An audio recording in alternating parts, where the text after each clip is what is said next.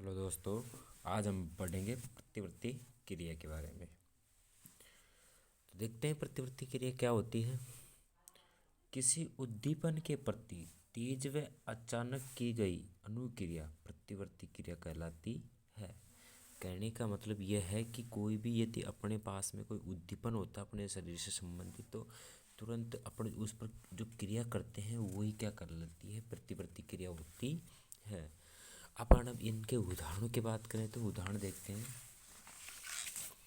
उदाहरण की बात करते हैं तो उद्दीपन किसी प्रकार का होता है, हो सकता है। बात करते हैं, किसी गर्म वस्तु को छूने पर हाथ को पीछे हटा लेना एक प्रतिवर्ती क्रिया का उदाहरण है। यहाँ पर जो गर्म वस्तु को जैसे अपन देख छूते हैं तो क्या होता है, उद्दीपन होता है वो। तो अपन जैसे हटाएंगे पीछे तो उसके प्रति क्या हो रही है, क्रिया हो रही है। तो ये के प्रतिवर्ती क्रिया का उदाहरण होगा। अपन बात करते हैं प्रतिवर्ती चाप की। प्रतिवर्ती चाप क्या होता है इसके बारे में अपन पढ़ते हैं।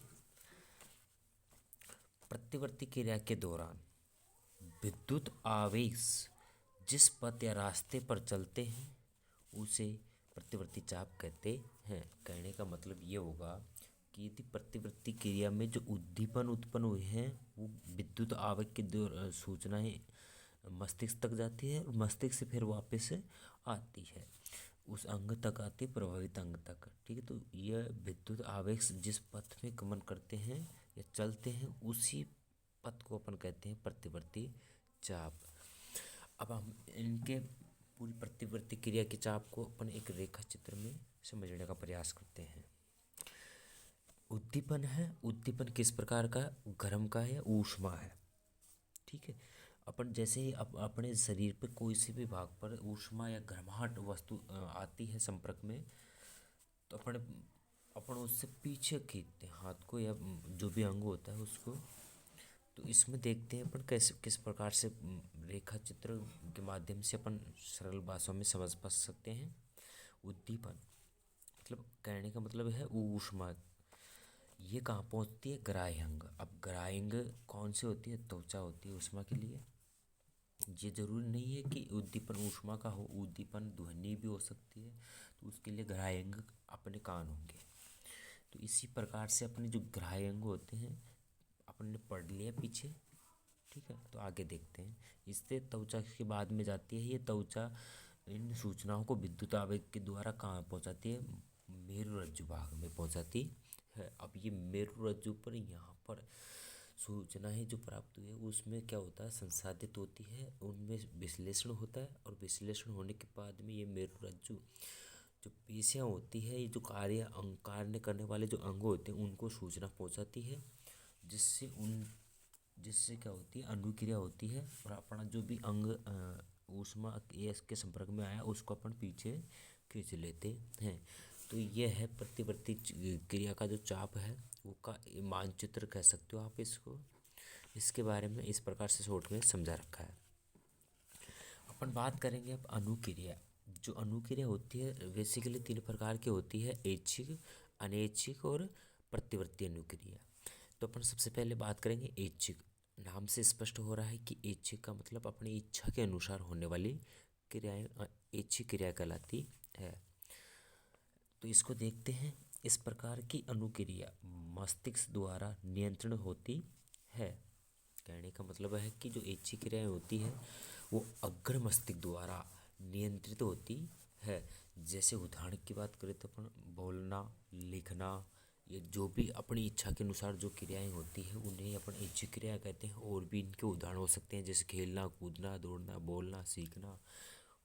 ये कौन सी हैं, ऐच्छिक क्रियाएं होती है। अब इसके बाद में टाइप 2 की बात करते हो, अनैच्छिक क्रियाएं। ये अनुक्रिया इनके नाम से भी स्पष्ट होता है कि अनैच्छिक, अपनी इच्छा ना हो, इच्छा के विरुद्ध, मतलब वैसे ही हो, अब स्वतः हो, अपनी इच्छा के से ना हो, तो ऐसी क्रियाओं को ऐच्छिक अनैच्छिक क्रिया कहते हैं। ये अनुक्रिया मध्यम एवं पश्य मस्तिष्क द्वारा नियंत्रित की जाती है। जो अनैच्छिक होती है उसका जो केंद्र भाग होता है उसको नियंत्रित करने का, वो मस्तिष्क का मध्य और पश्च भाग होता है। इसमें उदाहरण के लिए अपन बात करें अनैच्छिक क्रियाओं की, तो जैसे रेस्पिरेशन है, श्वसन है, दिल का धड़कना, जो हार्ट होता है अपना, उसके जो स्पंदन की जो गति होती है वो भी कौन सी होती है, अनैच्छिक होती है, अपने आप अपने पर नियंत्रित नहीं होती, वो स्वतः चलती रहती है। अब इसके बाद में आता है प्रतिवर्ती क्रिया।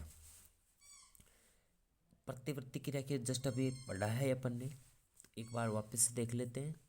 ये मेरु रज्जु द्वारा नियंत्रित की जाती है, और ये जो प्रतिवर्ती क्रिया होती है ये मेरु रज्जु के द्वारा नियंत्रित की जाती है। जैसे उदाहरण के तौर पे अभी अपन ने समझा था कि गर्म वस्तु को छूने पर हाथ को हटा लेना, ये किस प्रकार की क्रिया होती है, ये प्रतिवर्ती क्रिया होती है। अपन बेसिकली अपन सभी जानते हैं कि जो प्रतिवर्ती क्रिया होती है अपने अपने शरीर के लिए बहुत आवश्यक होती है। देखते हैं कि इनकी आवश्यकता क्यों होती है, इसको देखते हैं। कुछ परिस्थितियों में जैसे गर्म वस्तु छूने पर या पेनी वस्तु, मतलब नुकीली या नीडल इस प्रकार की यदि वस्तु को या अगर आपके शरीर में या बॉडी का टच होती है तो पेन मतलब बहुत अधिक पेन होता है। तो इस प्रकार की वस्तु यदि आपके चुभती है तो आप अब तुरंत उस पर क्या करते हो, क्रिया करते हो। यदि इस प्रकार से क्रिया ना हो तो अपन क्या होता है कि जो अपना जो शरीर है उसको क्या पहुंच सकती है, क्षति पहुंच सकती है। यह अनुक्रिया मस्तिष्क के स्थान पर मेरुरज्जु से उत्पन्न होती है, जो जल्दी होती है। इसके बाद में देखते हैं अपन आगे मानव मस्तिष्क के बारे में देखते हैं। जो ये तंत्रिका